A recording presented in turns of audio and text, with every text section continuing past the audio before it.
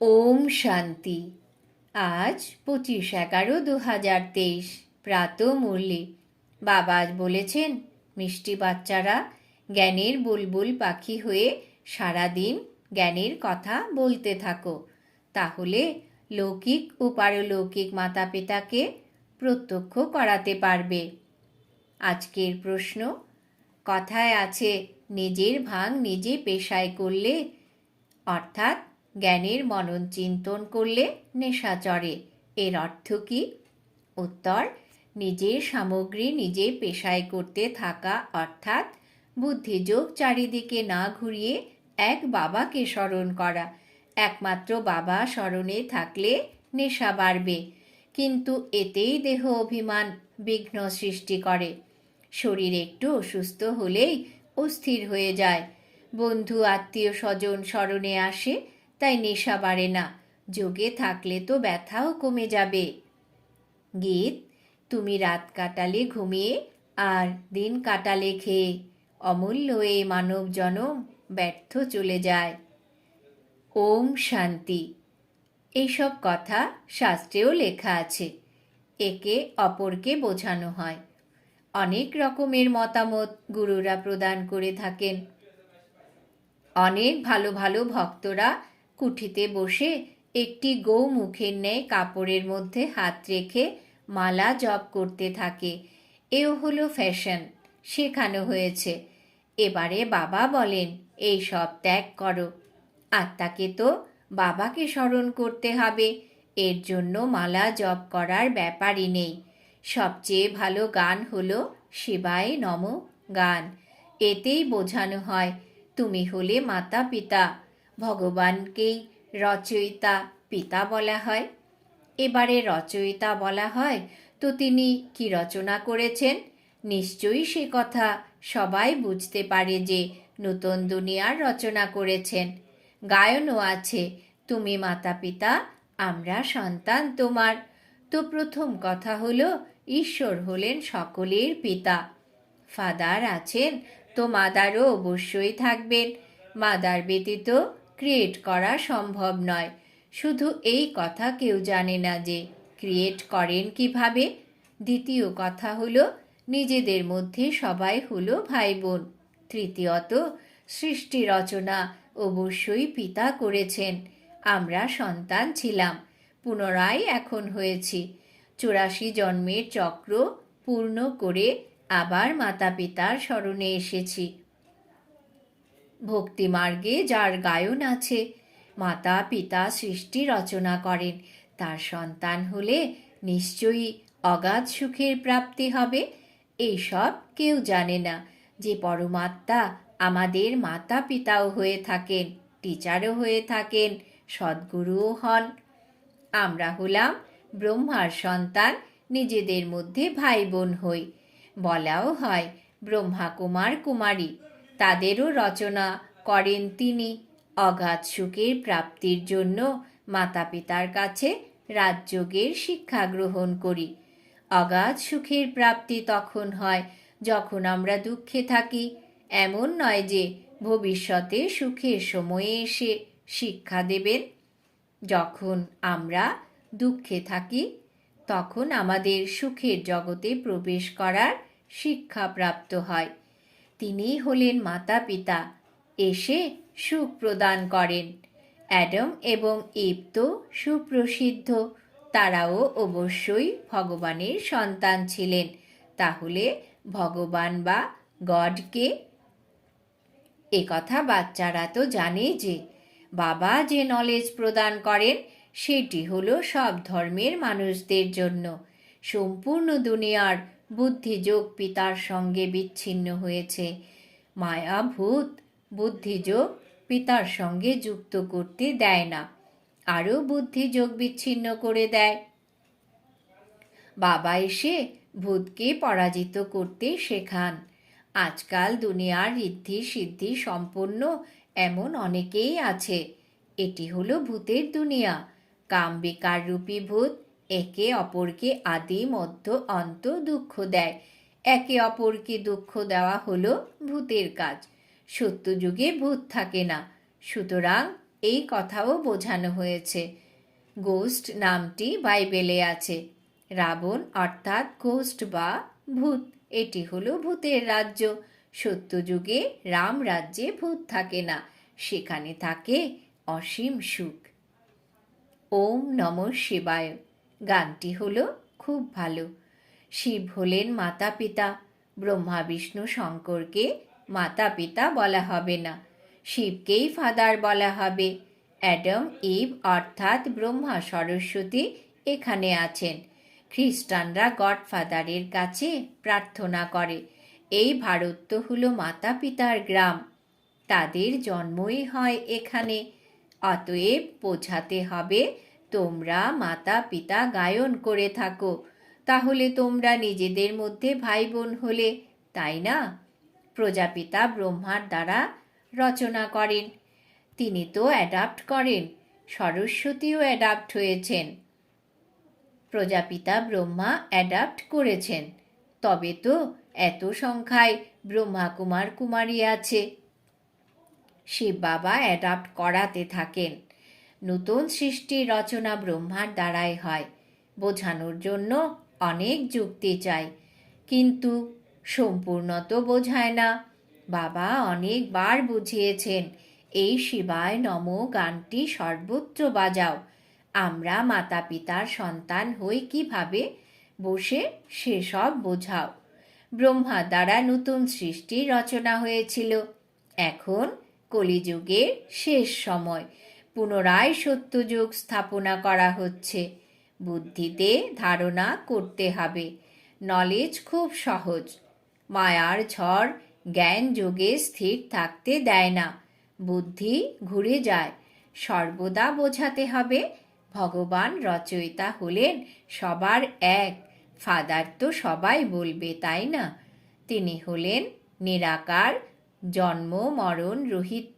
ব্রহ্মা বিষ্ণু শঙ্করের সূক্ষ্ম দেহ আছে। মানুষ 84 জন্ম এখানেই গ্রহণ করে, সূক্ষ্ম বতনে নয়। তোমরা জানো আমরা মাতা পিতার সন্তান, সন্তানরা হলাম নূতন। শিব বাবা অ্যাডাপ্ট করেছেন। যখন প্রজাপিতা ব্রহ্মা আছেন তো কত প্রজা হবে, নিশ্চয়ই অ্যাডাপ্ট করেছিলেন।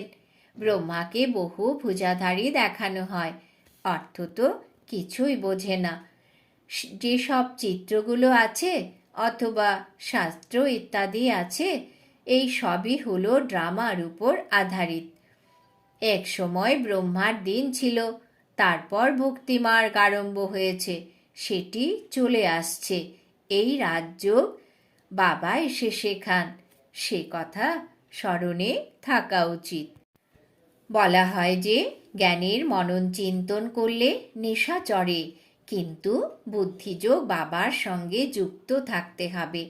এখানে তো অনেকের বুদ্ধিযোগ বাইরে ঘুরতে থাকে, পুরানো দুনিয়ার আত্মীয় স্বজন স্মরণে থাকে বা দেহ অভিমানে ফেঁসে থাকে। একটু অসুস্থ হলেই অস্থির হয়ে যায়। আরে যোগযুক্ত হয়ে থাকলে ব্যথা কমে যাবে, যোগ না করলে রোগমুক্ত হবে কিভাবে? স্মরণে থাকা যায়। মাতা পিতা যারা নম্বর 1 পবিত্র হয়, তাদের সবচেয়ে বেশি নিচে পতন হয়, তাদের কর্মভোগও বেশি ভোগ করতে হয়, কিন্তু যোগে থাকার জন্য রোগ মিটতে থাকে।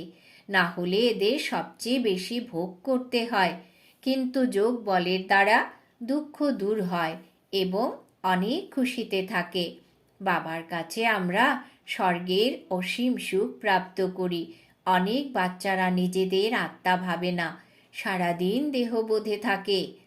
বাবা এসে জ্ঞানের টিকলু টিকলু শেখান, অর্থাৎ জ্ঞান মনন করে দান করতে শেখান। সুতরাং তোমাদের জ্ঞানরূপী বুলবুল পাখি হতে হবে। বাইরে খুব ভালো ছোট কন্যারা জ্ঞানের টিকলু টিকলু করে। বিশ্বপিতামহ কুমারীদের দ্বারা জ্ঞান প্রাপ্ত করেন। ছোট বাচ্চাদেরকেও তৈরি করতে হবে। ছোট বাচ্চারা লৌকিক এবং পারলৌকিক মাতা পিতাকে শো করায়, অর্থাৎ মাতা পিতাকে সকলের সামনে প্রত্যক্ষ করায়। তার ফলেই তো ইহলোক পরলোক মহিমান্বিত হয়, তাই না? তাই লৌকিক মাতা পিতাকেও জ্ঞানে আনতে হবে। সেসব তোমরা দেখবে যে ছোট ছোট কন্যারা মা বাবাকে জ্ঞানে আনবে। কুমারীদের সম্মান আছে, কুমারীদের সবাই নমন করে। বাবা বলছেন কুমারীদের সবাই নমন করে। শিব শক্তি সেনায় সবাই হলো কুমারী। যদিও মাতারা আছে কিন্তু তাদেরও কুমারী বলা হয়, তাই না? অনেক ভালো ভালো কুমারীরা থাকবে। ছোট ছোট কন্যারাই বিশাল শো বা প্রদর্শন করবে। কোনো কোনো ছোট কন্যারা খুব ভালো সেবা করে, কিন্তু কারোর কারোর মোহ অনেক থাকে। এই মোহ হলো খুব খারাপ। এও হলো এক ভূত, বাবার থেকে বিমুখ করে দেয়। মায়া ভূতের কাজ হলো পরম পিতা পরমাত্মার কাছ থেকে বিমুখ করা। এই ওম নমঃ শিবায় গানটি সব থেকে ভালো গান। এর মধ্যেই কথাগুলো আছে। তুমি হলে মাতা পিতা। বেশিরভাগ ক্ষেত্রেই রাধা কৃষ্ণের মন্দিরে যুগল মূর্তি দেখানো হয়। গীতায় কিন্তু কৃষ্ণের সাথে রাধার নাম নেই। কৃষ্ণের মহিমা হলো আলাদা, সর্বগুণ সম্পন্ন, 16 কলা সম্পূর্ণ। শিবের মহিমা আলাদা। কত মহিমা গায়ন হয় শিবের আরতিতে, অর্থ কিছুই বোঝে না। পূজা করে সবাই ক্লান্ত হয়ে গেছে। তোমরা জানো মামা বাবা এবং আমরা ব্রাহ্মণরা সবচেয়ে বেশি পূজারী হয়েছি। বর্তমানে এসে আবার ব্রাহ্মণ হয়েছি। তাতেও নম্বর অনুযায়ী আছে, কর্মভোগও আছে, যা যোগ দ্বারা মেটাতে হবে। দেহ অভিমানকে ভাঙতে হবে। বাবাকে স্মরণ করে খুব খুশিতে থাকতে হবে।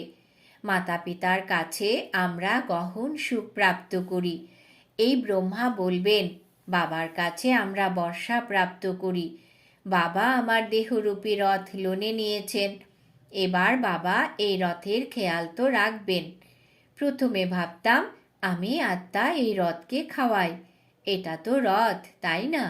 এখন বলা হবে এই রথকে তিনিই খাওয়ান। এই রথের রক্ষণাবেক্ষণ করতে হবে। সাহেবরা ঘোড়ায় চড়ে, তাই ঘোড়াকে হাত দিয়ে খাওয়ান, কখনো পিঠে হাত বোলায়। খুব খেয়াল রাখে, কারণ ঘোড়ায় চড়ে যাত্রা করে। বাবা এই রথে বসে যাত্রা করেন, তাহলে বাবা খেয়াল রাখবেন না এমন হয়? বাবা যখন স্নান করেন তখন ভাবেন আমিও স্নান করছি। বাবাকেও করাতে হয়, কারণ তিনি এই রথ লোনে নিয়েছেন। শিব বাবা বলেন আমিও তোমার শরীরকে স্নান করাই, খাওয়াই। আমি খাই না, শরীরকে খাওয়াই। বাবা খাওয়ান, নিজে খান না। এই সব বিভিন্ন রকম চিন্তা মনের মধ্যে চলতে থাকে। স্নানের সময়, ঘুরে বেড়ানোর সময়, এই সব তো অনুভবের কথা, তাই না? বাবা নিজেই বলেন অনেক জন্মের শেষ জন্মে প্রবেশ করি। ইনি অর্থাৎ ব্রহ্মা বাবা নিজের জন্মগুলি জানেন না, আমি জানি। তোমরা বলো পুনরায় বাবা আমাদের জ্ঞান প্রদান করেছেন, স্বর্গের উত্তরাধিকার নিতে হবে। সত্যযুগে তো রাজা প্রজা ইত্যাদি সবাই আছে। পুরুষার্থ করতে হবে বাবার কাছে বর্ষা নেওয়ার জন্য। এখন না নিলে কল্প কল্প মিস করতে হবে। উঁচু পদের প্রাপ্তি হবে না। এ হলো জন্ম জন্মান্তরের বাজি। তো কতখানি শ্রীমত অনুসারে চলা উচিত? কল্প কল্প নিমিত্ত হব আমরা। কল্প কল্প উত্তরাধিকার প্রাপ্ত করেছি। কল্প কল্পের জন্য এই পড়াশোনা। এতেই খুব একাগ্র থাকতে হবে। 7 দিনের কোর্স করে নিজের লক্ষ্যকে বুঝে নিয়ে তারপর ঘরে বসেও মুরলি পড়া যায়। বাবা খুবই সহজ করে দেন। ড্রামা তো বুদ্ধিতে থাকা চাই, তাই না? একেই ওয়ার্ল্ড ইউনিভার্সিটি বলা হয়।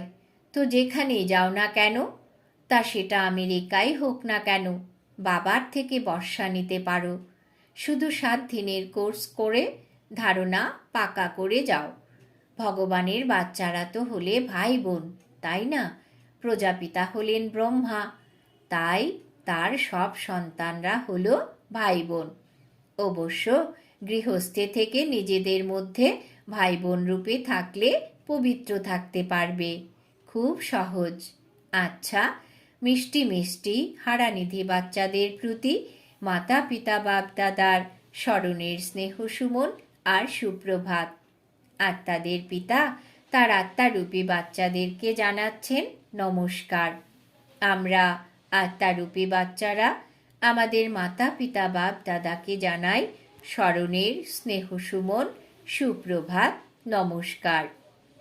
ধারণার জন্য মুখ্য সার।